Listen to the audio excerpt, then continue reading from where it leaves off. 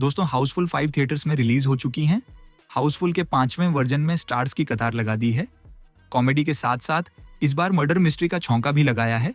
उस पर रोमांच को दोगुना करने के लिए दो क्लाइमैक्स हाउसफुल 5A और हाउसफुल 5B भी ले आए हैं। लेकिन इन सब के बावजूद वह ये भूल गए हैं कि आज के दौर में असल स्टार कहानी होती है, लिहाजा करीब 1.5 दर्जन सितारों की मौजूदगी भी उनकी इस पुराने स्टाइल की कमजोर कहानी को चमकदार नहीं बना पाती। फिल्म की कहानी और पटकथा भी साजिद नाडियाडवाला की है, जिसे लिखा इसके डायरेक्टर तरुण मनसुखानी और फरहाद सामजी ने है।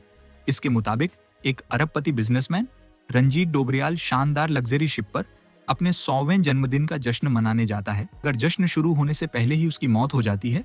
साथ ही यह खुलासा होता है कि मरने से पहले वह अपनी सारी जायदाद अपनी पहली पत्नी के बेटे जॉली के नाम कर गया है, जो उस पार्टी में आने वाला है।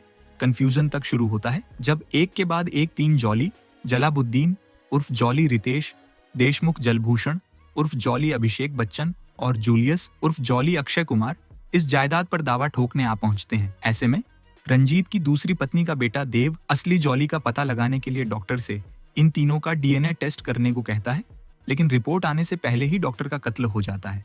अब ये तय है कि कातिल उसी शिप पर मौजूद लोगों में से ही कोई एक है, मगर कौन, ये जानने के लिए फिल्म देखनी होगी। वैसे पेंच ये भी है कि 5A और 5B के फैंस के लिए कातिल अलग अलग होंगे। हाउसफुल फ्रेंचाइजी अपनी ओवर द टॉप कॉमेडी और किरदारों के घालमेल से उपजे कंफ्यूजन के लिए जानी जाती है। इस बार भी इन एलिमेंट्स के जरिए ही दर्शकों को हंसाने की कोशिश की गई है। लेकिन आज के समय में मेरी बीवी, तेरी गर्लफ्रेंड और एक ही बात को बार बार दोहराने वाले चुटकुले बासी मालूम देते हैं। महिला किरदारों के लिए इस्तेमाल हुए डबल मीनिंग जोक भी फूहड़ लगते हैं। कुल मिलाकर अगर इन 1.5 दर्जन से ज्यादा एक्टर्स के जबरा फैन हैं टाइम पास के लिए, आपके पास कुछ और नहीं है, तो A या B जो भी चाहें देख सकते हैं। कईयों की पूरी फिल्म एक जैसी है, बस क्लाइमैक्स का फेर है